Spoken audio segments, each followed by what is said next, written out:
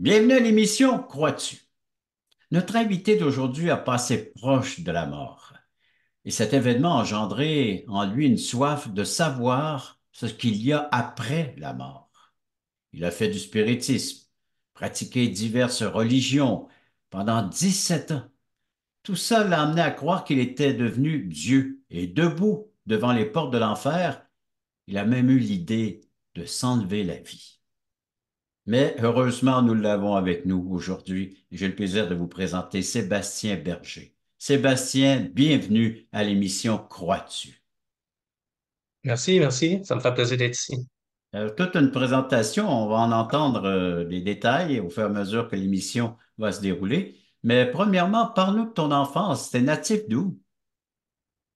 Moi, je suis né à Ville-la-Salle, sur l'île de Montréal, en 1983, fait que je vais avoir 41 cette année.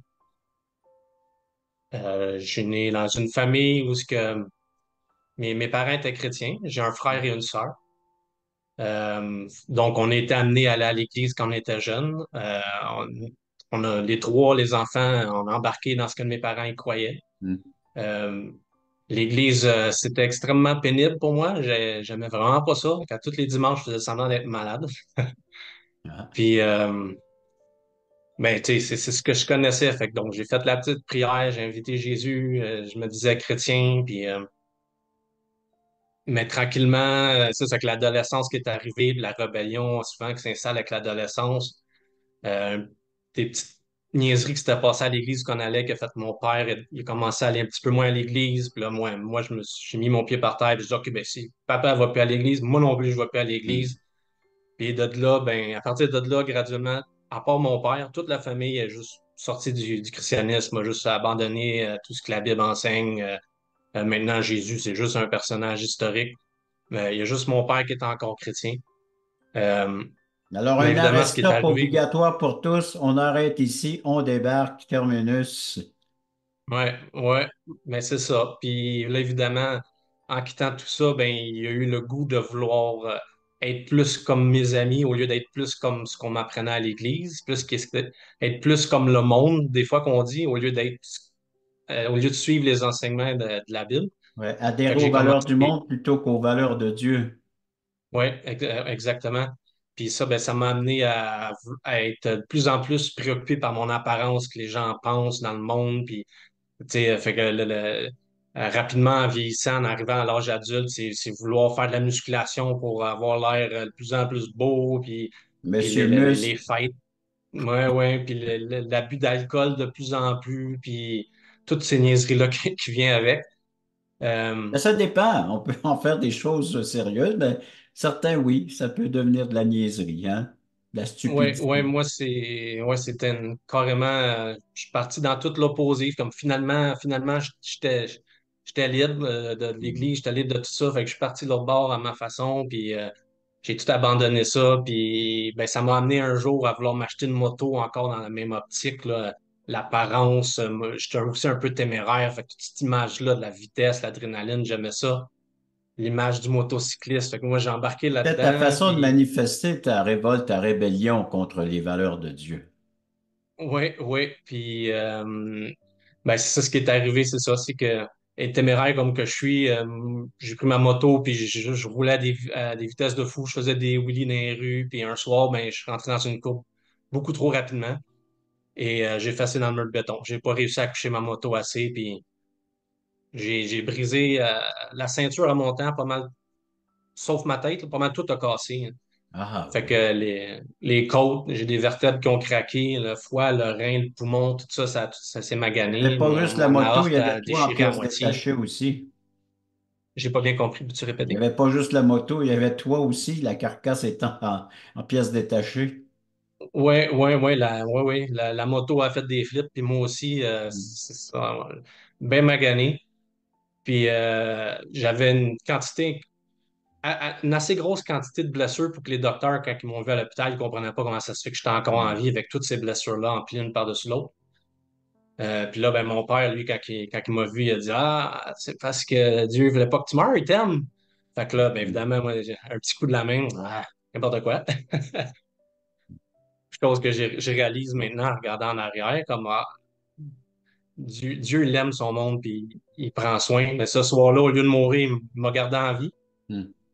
Puis ben, moi, j'ai commencé à me poser des questions sur le sens de la vie après la mort. Et évidemment, à cause que je me suis dit, le christianisme, c'est n'importe quoi, je suis allé essayer tout le reste.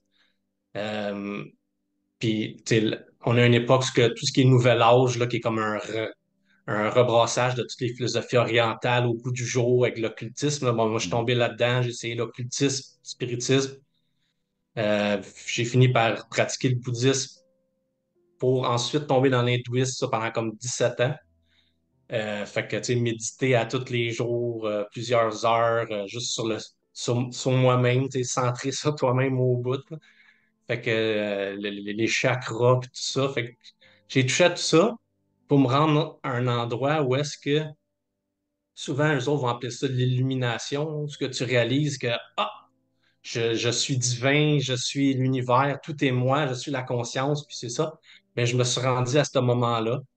Et ce moment-là, vraiment, j'ai j'ai poussé encore plus loin parce que c'est comme si je n'étais pas encore satisfait. J'étais allé jouer dans les drogues hallucinogènes, puis ça m'a juste propulsé tellement loin dans cette illusion-là que j'étais viscéralement convaincu que j'étais Dieu, puis que tout alentour de moi était juste une projection de ma conscience, c'était une illusion. Et assis dans mon divan un soir en contemplant ma majestuosité dans l'éternité, je me suis rendu compte que j'étais tout seul. J'ai été frappé d'une solitude incroyable. Moi qui étais Dieu, qui était tout, il n'y avait rien d'autre que moi. Hmm. Et même si les lumières étaient allumées, tout est venu noir. Et croyant à la réincarnation, je me suis dit, il faut que je meure. Ouais. Il n'y avait plus de Pour sens à retrouver ma vie, une j'étais tout nouvelle seul, vie. je ressentais plus rien. Fait que, La j'ai réincarnation, décidé, mourir, ouais, retrouver une autre j'étais rendu là. existence. Sébastien, on va prendre une courte pause et à la pause de revenir dans cet état d'âme dans lequel tu te trouvais, pensant Dieu et le centre de l'univers. Après la pause. Vous rappelez-vous du temps où vous étiez dans ce monde totalement perdu, quand Dieu vous cherchait? Vous souvenez-vous de la joie ressentie au moment où vous êtes passé de l'ombre à la lumière, quand votre raison de vivre par l'amour de Dieu est devenue claire? Allons, levons les yeux, montons sur la montagne pour conquérir. À la gloire de Dieu et au salut des âmes perdues, il est temps de célébrer notre foi.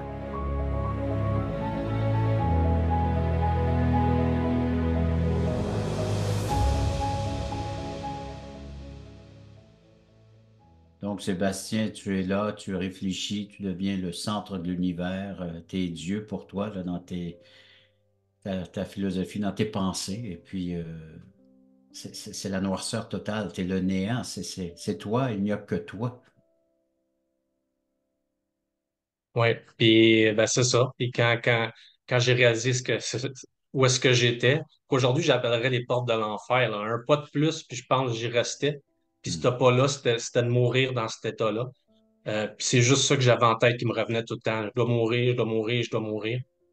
Et j'aime expliquer ça comme avec l'image d'être dans le milieu d'un océan avec absolument rien. Hmm. J'étais en train de couler, puis j'essayais de m'accrocher après quelque chose à ce moment-là parce que je me suis dit, ben non, ça n'a pas d'allure. Où c'est que je suis rendu? Et la seule chose qui a fait du sens que j'ai pu m'accrocher un petit peu après, c'est que je me suis dit, bah, amuse-toi, euh, même si tout alentour de toi, c'est une illusion, puis les gens, c'est juste une projection, même si tu es toute seule, fais juste jouer le jeu, puis amuse-toi à être là pour les gens, écoute-les, puis rends leur service, puis tu sais, fais juste.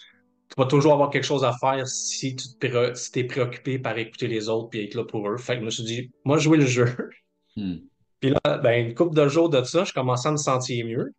Je trouvais que les gens autour de moi étaient plus vivants. Puis ils avaient l'air de me trouver plus agréable aussi, d'être tout d'un coup un petit peu plus préoccupé par le monde autour de moi. Et là, cette pensée-là s'est transformée en ah, ben peut-être que tu sais, bien vivre, finalement, c'est l'amour, dans le sens de l'amour sacrificiel. C'est de juste de se donner aux autres, puis juste d'être là pour les autres.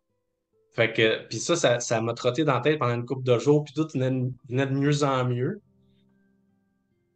Et je me rends compte à un moment donné que ce à quoi je me suis accroché, c'est les enseignements de Jésus.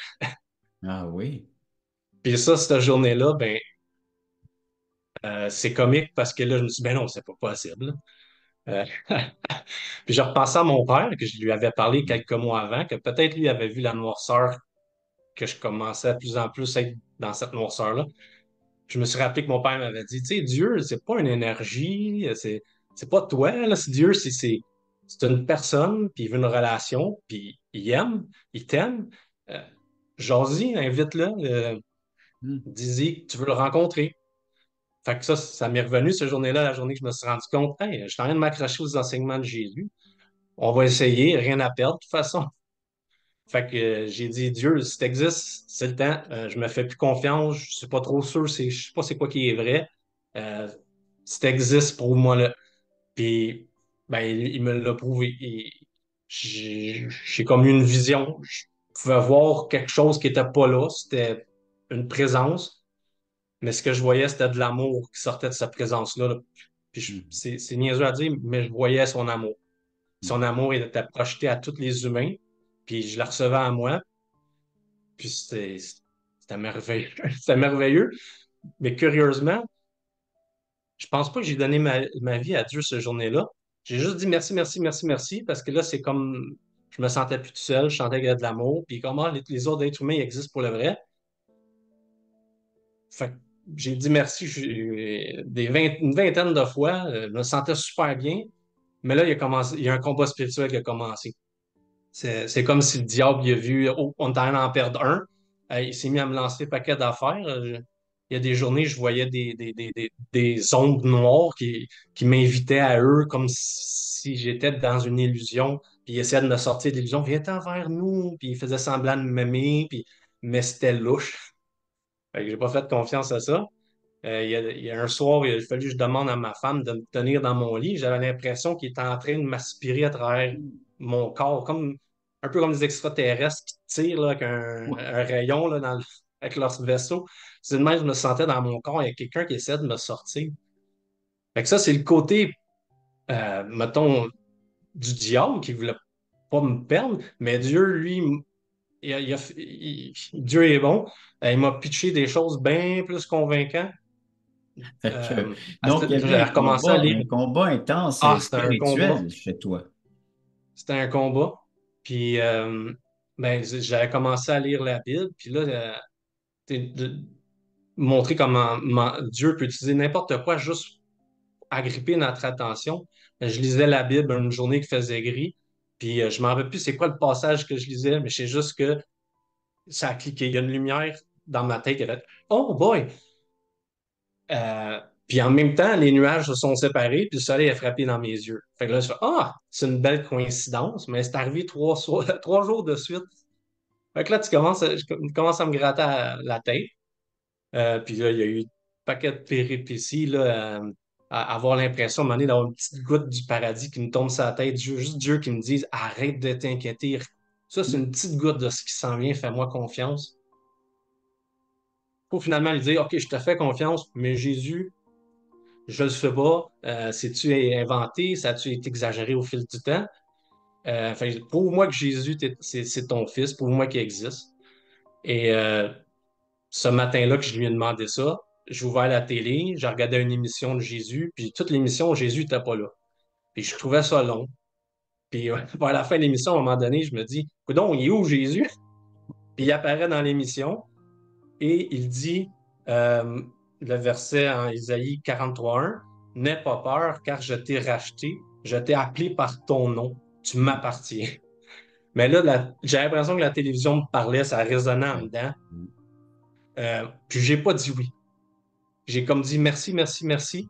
Ça a pris quelques jours de plus où ce que je réalise en lisant la Bible que je suis un pécheur, c'est quoi le péché, c'est quoi, où est-ce que l'être humain en est rendu dans sa chute.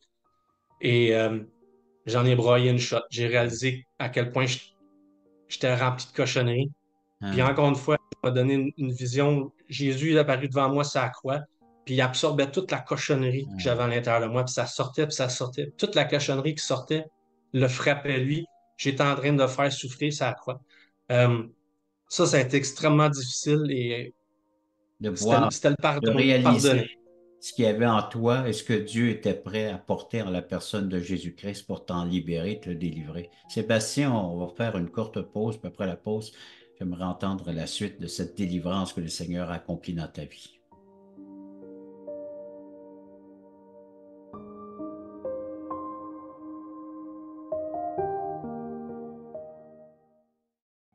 Le voici, ce merveilleux cadeau. Nous vous offrons un livret d'environ 20 pages qui a comme titre Passeport pour le ciel. Très bien illustré. Un enfant le pourrait saisir, comprendre la portée du message. Nous vous l'offrons tout à fait gratuitement, sans aucun déplacement de votre part. Vous pouvez nous appeler, vous pouvez aller sur notre site croixtu.ca, faire des demandes, mais il sera livré à la maison, chez vous. Alors donc, juste en faire la demande et il sera livré gratuitement à la grandeur du Québec, grandeur du Canada, à tous ceux qui voudront le recevoir, qui va vous expliquer comment avoir un passeport pour entrer au ciel, et cela pour l'éternité.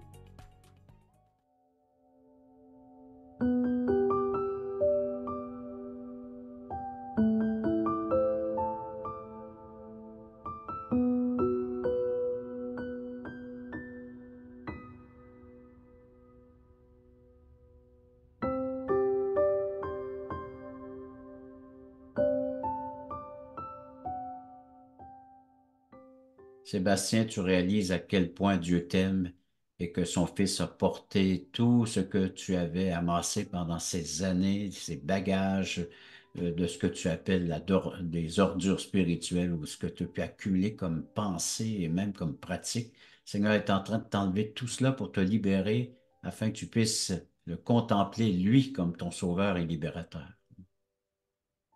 Oui, ben c'est ça, c'est ce qui est arrivé. Euh, j'ai réalisé que tout ce que j'avais fait de mal, Jésus, il l'avait déjà pris sur lui avant même que je sois né. Puis à ce moment-là, ce que j'ai dit, c'est merci, mais je le mérite pas, j'ai rien fait. J'ai juste fait le con toute ma vie. Puis là, ben, j'ai entendu une voix dans mon cœur. Il a dit, je sais que tu le mérites pas, mais je l'ai fait parce que je t'aime. Tu as Et fait le ben, cette con, mais là, tu journée-là, as eu j'ai une donné ma vie. conversion. Ouais. Ouais, ouais, ça, c'est la conversion. J'ai Changer appris, ben, d'attitude. ouais, tu m'as donné ta vie pour nous, je te donne la mienne, puis Hmm. c'est cloué. Euh, j'ai j'ai fait confiance, puis là, la vie est de plus en plus belle depuis. Tous Mais les jours, parle-nous-en de cette c'est vie qui est plus merveilleux. belle. Mhm. Ben oui, puis c'est- c'est tout le changement, ce que je trouve le beau, c'est que Dieu, dans son amour qui va manifester chez certaines personnes, après ça, elle déborde sur les autres. Puis je le vois alentour de moi. J'ai comme éclaté. J'aime de plus en plus les gens. Je vois des gens de plus en plus se poser des questions. Il y a du monde dans ma famille, tu sais, comme je te disais au début, qui ont tout abandonné ça, que là, ils se grattent la tête, puis ils sont plus très sûrs. Ma belle-mère a commencé à aller à l'église. Ma femme, elle m'a vu, a vu mon changement, puis elle, c'est ça son miracle. Elle dit, c'est sûr qu'il existe, totalement changé. Hmm. Fait que, on va à l'église à tous les dimanches. Ma femme vient avec moi. Mon garçon le plus vieux, j'ai deux enfants. Mon garçon le plus vieux, lui, lui, il a vu le changement lui aussi. Fait que lui aussi, il dit, moi, OK, moi aussi, j'y crois parce que je vois le changement qui s'est passé. Mon plus jeune, qui est un petit peu plus réservé, il a tendance à pas manifester ses émotions. Mais tu sais, des fois, je vois sa tablette, puis il a changé l'arrière-plan, puis c'est rendu une Bible. Puis lui, il y a un lit mezzanine, puis des fois, je vois au mur son gras de pouce ou un petit peu les doigts sales, puis il écrit Jésus sur son plafond. Fait que Dieu, ce qui se passe en ce moment, c'est merveilleux. Je trouve ça extrêmement encourageant. Ça me donne le goût pour ce qu'il a fait dans ma vie, puis ce que je vois qu'il fait à travers ce qui s'est passé. Ça me donne le goût d'évangéliser. C'est juste ça, c'est mon De but, c'est ce que je partager dois faire pour l'Évangile, partager ta foi. Tu vois que ton témoignage a partager, un oui. impact sur ton entourage. Oui, je veux que tout le monde puisse savoir, ressentir à quel point Dieu nous aime. Euh, fait que, puis moi, ben, étant père à la maison, je travaille pas, j'ai pas d'horaire, là. Fait que moi, après ma conversion, il y a 2 ans et demi, je me suis mis à lire la Bible, puis les théologiens, puis les pères de l'Église, puis tout ce que je peux trouver. Une soif que je suis jamais rassasié, j'arrête plus. Puis ma femme, à un moment donné, elle me dit, tu sais, tant qu'à lire dans le sous-sol toute la journée, toute seule, va à l'école, va lire avec du monde, fais ça avec des gens, puis tu sais, puis il y a peut-être des portes qui vont s'ouvrir, puis bon, qui sait. Fait que je me suis inscrit à des cours en théologie. Fait que j'ai commencé ça en septembre l'année passée. Fait que là, j'étudie là-dedans. J'apprends, j'apprends la Bible à l'église et à l'école, À connaître ton puis par Dieu, moi-même chez nous. ouais, connaître ton Dieu et comment l'aimer. Hmm. Oui, exactement. Oui, puis tout ce qui enveloppe ça, tout ce qui est autour de ça, je veux être capable, quand je parle aux gens, je veux être capable de répondre de manière le plus efficace à leurs questions. Parce qu'il y a beaucoup de questions, là, le christianisme au Québec, ça a été fort, mais en ce moment, tout le monde s'en va, c'est ça, vers le nouvel âge, le paganisme, c'est revenu fort, là, tout le monde s'en va vers ça. Puis moi, c'est de là que je sors. Ouais. Fait que moi, je veux être le plus efficace possible pour leur montrer c'est pas beau, c'est noir au bout de ça. Puis Dieu existe vraiment, puis il t'aime. Voici pourquoi. Puis c'est ça. Je veux qu'elle réponde à leurs questions. Je veux mettre des cailloux dans les souliers. J'aime cette image-là. Parler Ah, aux gens, puis qu'ils s'en aillent après ça avec un petit caillou dans leurs souliers. un petit malaise, hein. Mais comme ça, tu as Mm. vu que le chemin sur lequel tu te trouvais menait à la mort et maintenant tu as le chemin qui mène à la vie. Oui, oui, exactement. Exactement. Puis c'est merveilleux parce que Dieu offre ça à chaque être humain individuellement, à toute l'humanité, mais aussi à chaque être humain individuellement. Il veut une relation. Il- c'est une relation d'amour, c'est un mariage. Ils lancent ça, mais ils respectent notre choix. Ils espèrent qu'on dit oui, mais ils respectent notre choix, comme quand on se marie avec notre femme ou avec notre mari. On le force pas, ça, là. C'est les deux ensemble, puis Dieu, c'est la relation qu'il veut avec l'humanité, puis c'est la plus belle affaire. Puis j'ai une soif pour montrer aux Québécois, essayer de réanimer cette flamme-là qui a peut-être diminué ou peut-être aidé à cette flamme-là à s'allumer si elle ne l'était pas vraiment, je ne sais pas. Hmm. Mais c'est... Tu veux l'alimenter en il tout y a un cas. besoin au Québec. Ceux qui ont cette flamme puissent être alimentés par ton témoignage. Je suis content que sur le thème, tu nous conduis là, de l'engagement, le mariage, tout ça. Après la pause, j'aimerais que tu nous présentes comment le Seigneur s'engage envers celui qui se confie, hein, en la personne de Jésus et quel genre d'engagement que les téléspectateurs pourraient vivre dans la présence du Seigneur Jésus. Alors, oui, cette union, hein, ou ce mariage, cette union. Après la pause, j'aimerais qu'on puisse en parler un peu plus et davantage. Le samedi 11h30, Crois-tu vous invite à regarder les témoignages vivants et percutants qui nous ramènent à l'essentiel. Nos invités vous dévoileront comment le Seigneur est entré dans leur vie.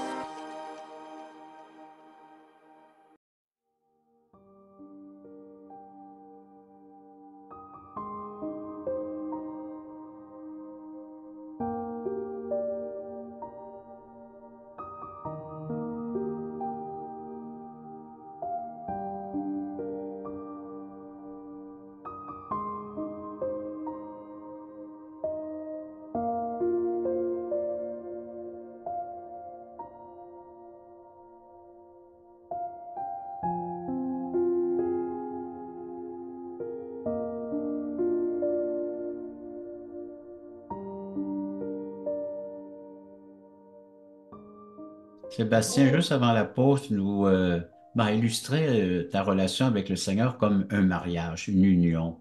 Alors, peux-tu nous parler un peu de ce que on doit s'attendre à cette union, que le Seigneur est prêt, hein, à vivre avec nous, avec chacun de nos téléspectateurs? Oui. Ouais, son amour dépasse tout autre amour. C'est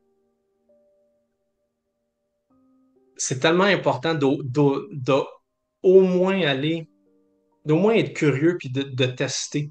OK? De pas juste prendre ce que les autres disent alentour, ce qu'on entend ou ce qu'on voit, de mauvais ou bon, mais de vraiment aller chercher nous-mêmes, d'être curieux, d'écouter, d'ouvrir la Bible, juste aller voir les évangiles qui racontent. l'histoire de Jésus? Qu'est-ce que ça dit?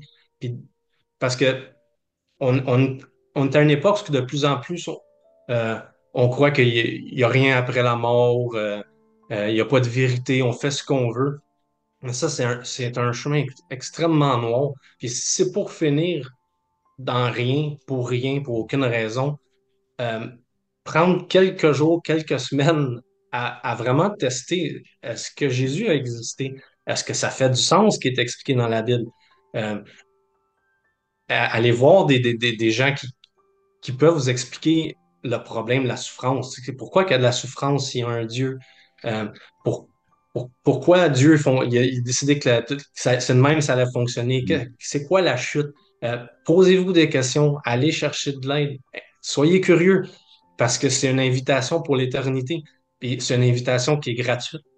C'est une invitation, comme je disais tantôt, c'est un mariage avec notre Créateur qui nous aime Mm. plus que tout, puis il respecte votre choix. Mais soyez, prenez le temps, ça vaut la peine parce que l'éternité, c'est long, puis on souhaite à chaque être humain d'être dans une éternité d'amour avec notre Créateur, dans tout son plan éternel. Sébastien, c'est bon, c'est beau de vivre cette union avec le Seigneur comme Sauveur et Seigneur de notre existence, de notre éternité. Les gens peut-être veulent en savoir un peu plus. T'as un tas de questions que tu nous as posées. Écrivez-nous à croix-tu.ca, venez nous visiter, appelez-nous, numéro de téléphone, vous voyez à l'écran. Alors, les études bibliques disent à 19 heures les mardis soirs ou 20 heures mardi 19 heures Québec, 20 heures Nouveau-Brunswick, samedi 9h30 des témoignages en direct sur Zoom, sur le croix-tu.ca et de la littérature offerte tout à fait gratuitement, entre autres, les passeports pour le ciel. Alors, tous ces services sont là pour vous aider peut-être à trouver des réponses, des solutions à vos problèmes, des réponses à vos questions. Service tout à fait gratuit. Merci beaucoup, Sébastien, de ton intervention à l'émission Crois-tu? Et merci à nos téléspectateurs d'avoir été à l'écoute de cette autre émission Crois-tu?